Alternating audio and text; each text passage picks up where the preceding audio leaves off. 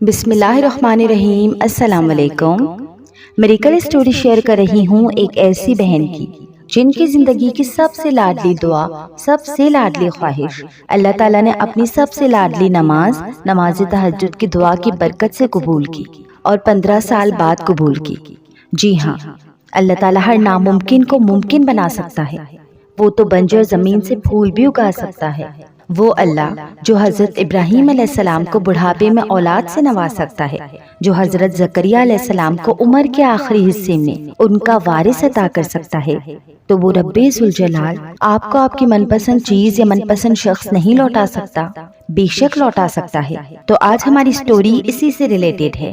آپ یقین کریں، جب میں یہ سٹوری پڑھ رہی تھی تو میری آنکھوں سے آنسو جاری تھے اور میں نے دل سے دعا کی کہ اللہ تعالیٰ آپ کو آپ کے صبر کا پھل دے، اللہ تعالیٰ میری اس بہن کو آگے بھی خوشیوں سے نوازے، میری دل سے دعا ہے۔ تو سٹوری شیئر کر رہی ہوں انہی کی زبانی۔ السلام علیکم آپی، کیسی ہیں آپ؟ میرا نام زینب ہے، میں کراچی سے تعلق رکھتی ہوں۔ میری زندگی بہت اچھے سے گزر رہی تھی، مگر آج سے 16 سال پہلے لگا لیں کہ سب کچھ بہت اچھا چل رہا تھا۔ میں کلاس 8 میں تھی اور یہ وہ دور تھا کہ جب اسمارٹ فون نہیں تھے۔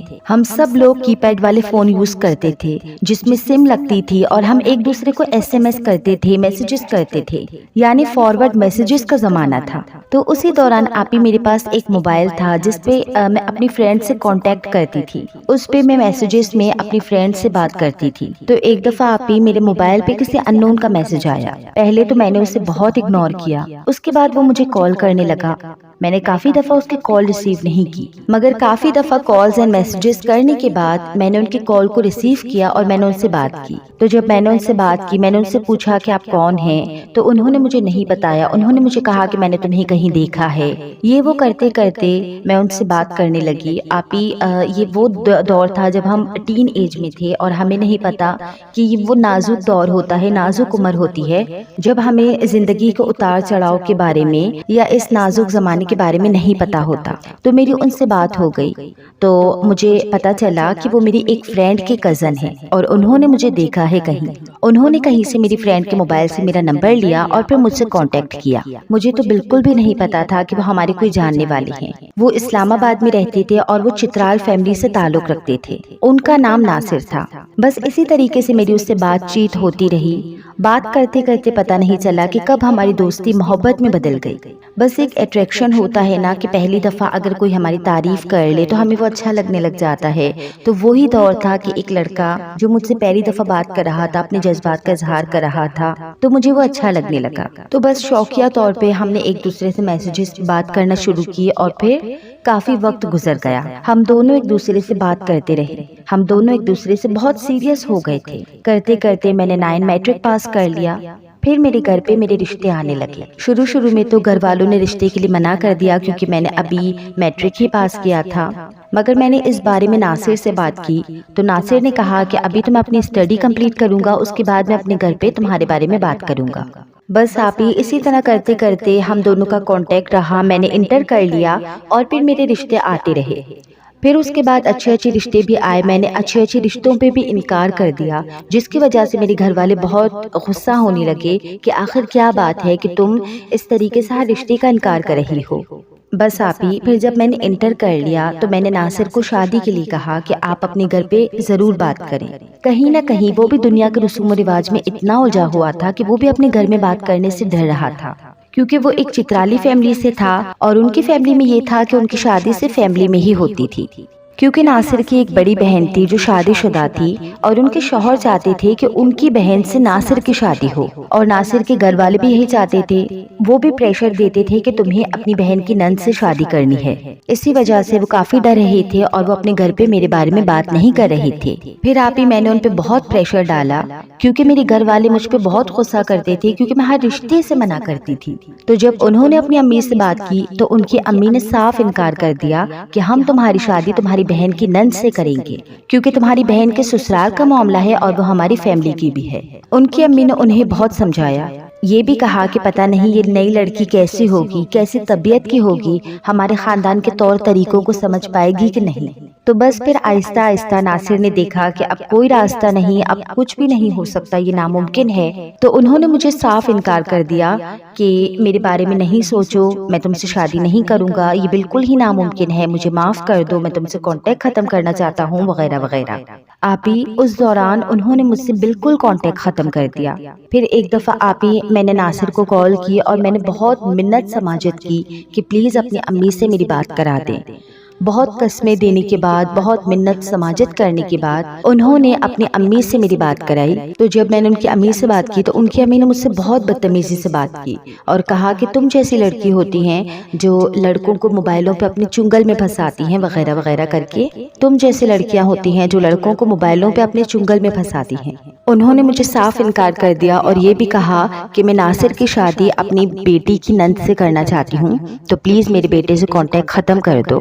آپی انہوں نے مجھ سے بہت بدتمیزی سے بات کی، میں بہت زیادہ روئی، اور آپ یقین کریں وہ میرے اوپر اتنا ٹف ٹائم تھا۔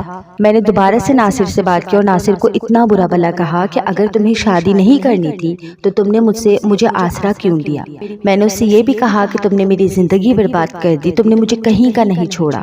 آپ یقین کریں وہ وقت میرے اوپر اتنا برا تھا کہ مجھے ایسا لگ رہا تھا میری زندگی برباد ہو گئی، میں خودکشی کرنے کے قریب تھی، مگر بس مجھے کہیں نہ کہیں اللہ کا ڈر تھا، مجھے آخرت کا ڈر تھا کہ خودکشی کروں گی تو میں ایک حرام قدم اٹھاؤں گی۔ اور سب سے بڑی بات، میں نے جب خودکشی کا دیکھا، خودکشی کا سوچا، تو مجھے اپنے گھر والوں کا خیال آیا کہ میں ان کے ساتھ ظلم کر رہی ہوں۔ آپی پھر اس کے بعد ناصر نے اپنا نمبر چینج کر دیا، میں اسے کال پہ کال کرتی رہی، اس نے مجھے فیس بک سے بلاک کر دیا، اس نے ہر جگہ سے بالکل مجھ سے وہ کٹ ہو گیا۔ میں نے اپنی فرینڈ سے بات کی، میری فرینڈ نے بھی بہت کوشش کی مگر وہ نہیں مانی۔ آپ یقین کریں میں اس دوران بالکل دنیا سے کٹ ہو گئی۔ میں کسی کی شادیوں کو اٹینڈ نہیں کرتی، میں کسی کے اوکیشن کو نہیں اٹینڈ کرتی تھی، میں دن رات بس اپنے کمرے میں رہتی اور بس میں روتی رہتی۔ میں نے اپنا کھانا پینا سب ایک ضرورت کے طور پہ کر لیا تھا۔ بس 2-3 سال ایسے ہی گزر گئے۔ میں نماز تو پڑھتی تھی مگر پھر اس کے بعد میں اللہ تعالیٰ سے بہت دعائیں کرنے لگی۔ میں نے کہا اللہ تعالیٰ مجھے سکون عطا کر، میں بہت بے چین رہنے لگی۔ پھر اس کے بعد میں اللہ تعالیٰ سے بہت دعائیں کرتی کہ اے اللہ مجھے سکون عطا کر، میری زندگی کو ٹھیک کر دے۔ آپی مجھے کہیں بھی سکون نہیں ملتا تھا، حالانکہ اس بات کو 2 سے 3 سال گزر چکے تھے۔ میں اللہ تعالیٰ کے بہت قریب ہو گئی، میں دن رات اللہ تعالیٰ سے سکون مانگتی تھی، کیونکہ مجھے ایک دورہ پڑتا تھا جس سے میں بہت اپسیٹ ہو جاتی، مجھے سمجھ نہیں آتا تھا کہ میں کیا کروں۔ میں ہر رشتے سے انکار کرتی، میرا کہیں بھی دل نہیں لگتا تھا۔ جو بھی رشتہ آتا تھا کافی دفعہ میں سوچتی کہ میں اس حالت سے نکلنے کے لیے اس رشتے پہ ہاں کہہ دیتی ہوں، مگر جب میں ہاں کہہ دیتی تو پھر اس کے بعد مجھے وہاں بھی سکون نہیں ملتا، اور پھر میں کچھ عرصے کے بعد وہ رشتہ بھی توڑوا دیتی۔ یقین کریں آپ یہ ایسا کرتے کرتے 9-10 سال گزر گئے۔ بس آپ یقین کریں ایسا کرتے کرتے 9-10 سال گزر گئے۔ میری عمر 24 سال ہو گئی۔ رشتے آتے تھے مگر میں ہر رشتے پہ منع کرتی، میرے گھر والے بھی ہمت ہار گئے تھے۔ اب تو کوئی رشتہ آتا تو اس پر وہ ہاں نہیں کہتے، کیونکہ انہیں پتا تھا کہ اگر میں ہاں کر دوں گی تو پھر کچھ عرصے بعد میں اس رشتے کو توڑوا دوں گی، یا پھر اگلے گھر والے خود ہی میری طبیعت کو دیکھ کر رشتہ توڑ دیں گے۔ میں بہت چڑچڑی ہو گئی تھی، سب سے الگ تھلگ، میں کسی سے بات نہیں کرتی تھی، کوئی میری دوست نہیں تھی، میں بہت ڈپریسڈ ہو گئی۔ میں بس نمازیں وغیرہ پڑھتی اور دنیا سے بالکل کٹ ہو گئی۔ میں اللہ تعالیٰ سے سکون مانگتی تھی پر مجھے سکون نہیں ملتا تھا۔ بہت برا وقت تھا میرے اوپر۔ آپی میں اب بھی سوچتی ہوں نا کہ میں کافی عرصہ اتنی ٹینشن میں رہی تو اب بھی میری آنکھوں سے آنسو آ جاتے ہیں۔ بس آپی پھر ایک دفعہ ناصر نے مجھے فیس بک سے ان بلاک کیا تو میں نے دیکھا کہ اس نے مجھے ان بلاک کر دیا۔ میں نے اسے کال کی، کال کرنے کے بعد مجھے پتا چلا کہ اس کی شادی ہو گئی ہے۔ آپی مجھے بے حد صدمہ ہوا، میں اتنا روئی، ایسا لگ رہا تھا جیسے مجھ پہ قیامت ٹوٹ پڑی ہے۔ میں نے اس سے کہا کہ تمہیں اللہ پوچھے گا، تم نے میری زندگی برباد کر دی، اگر تمہارے ساتھ اتنی ساری مجبوریاں تھی تو تم شروع سے ہی سائڈ پہ ہو جاتے، مجھے آسرا نہ دیتے۔ اگر تم مجھ سے شادی نہیں کرنا چاہتے تھے تو تم نے مجھے آسرا کیوں دیا، مجھے اس آسرے میں کیوں رکھا کہ تم مجھ سے شادی کرو گے۔ پھر آپی میں نے اس سے بالکل کانٹیکٹ ختم کر دیا، کیونکہ مجھے پتا چل گیا تھا اس کی شادی ہو گئی ہے، اب کوئی فائدہ نہیں۔ میں نے اس سے بالکل کانٹیکٹ نہیں کیا، میں ان بلاک ہی تھی، اس نے نہ ہی مجھے کبھی بلاک کیا نہ ہی مجھ سے کبھی کانٹیکٹ کیا۔ مگر 1 سال کے بعد آپی ناصر کی میرے نمبر پر کال آئی۔ تو اس نے مجھے کال کر کے کہا زینب میری امی کی طبیعت بہت خراب ہے، کافی عرصے سے وہ ایک بیماری سے لڑ رہی ہیں، اب ان کی اتنی حالت خراب ہے کہ بس انہیں موت نہیں آ رہی، بس انہوں نے مجھ سے کہا کہ تم میری امی کو معاف کر دو، میری امی نے جو کیا میں تمہارے آگے ان کے لیے معافی مانگتا ہوں، ایک دفعہ اللہ تعالیٰ کے سامنے کہہ دو کہ تم نے میری امی کو معاف کر دیا۔ آپ ہی میرا دل تو نہیں کر رہا تھا کہ میں اس عورت کو معاف کروں، کیونکہ اس عورت نے میری خالص محبت کے اوپر کیچڑ اچھالا، میرے کیریکٹر کے اوپر کیچڑ اچھالا، اور مجھے کیا کیا نہیں کہا، میری ذات کی تذلیل کی، مجھے بہت تکلیف ہوئی تھی اس ٹائم پہ، میرا دل تو نہیں کر رہا تھا میں انہیں معاف کروں، مگر اللہ کے لیے میں نے انہیں معاف کر دیا۔ اس کے بعد میں نے ناصر کا کال کٹ کر دیا، اور پھر میں نے اپنے آپ کو اللہ تعالیٰ کے لیے میں نے سوچا کہ اب میں اپنی نئی شروعات کرتی ہوں، بس آپ ہی اس کے بعد میں نے سوچا کہ اب میں اپنی زندگی میں آگے بڑھوں گی، ابھی میری عمر 25 سال ہے تو میں انشاءاللہ شادی کروں گی، اپنا گھر بساؤں گی۔ ہاں مجھے پتا تھا کہ بہت وقت گزر چکا ہے، میں نے اپنے ساتھ بہت ناانصافی کی ہے، مگر میں نے سوچا کہ اب تو کچھ نہیں بچا، اب میں انشاءاللہ آگے اپنی زندگی گزاروں گی۔ بس پھر ایک دفعہ ناصر کی میرے پاس کال آئی اور ناصر نے مجھے بتایا کہ ان کی اور ان کی بیوی کی ڈیورس ہو گئی ہے۔ مجھے ان کے بارے میں نہیں پتا تھا کہ ان کے کیسے تعلقات ہیں، مگر پھر بعد میں پتا چلا کہ ناصر کی اور ان کی بیوی کی کبھی نہیں بنی۔ ناصر کی امی کو لگتا تھا کہ شاید وہ لڑکی ان کے خاندان کے طور طریقوں کو جانے گی، مگر ان سب طور طریقوں کو جاننے کے بعد بھی اس لڑکی کی اپنے شوہر سے نہیں بنی، ان کی کوئی اولاد بھی نہیں ہوئی۔ اور پھر ایک دن اس لڑکی نے خود ناصر سے کہا کہ مجھے طلاق دے دو، مجھے کہیں اور شادی کرنی ہے۔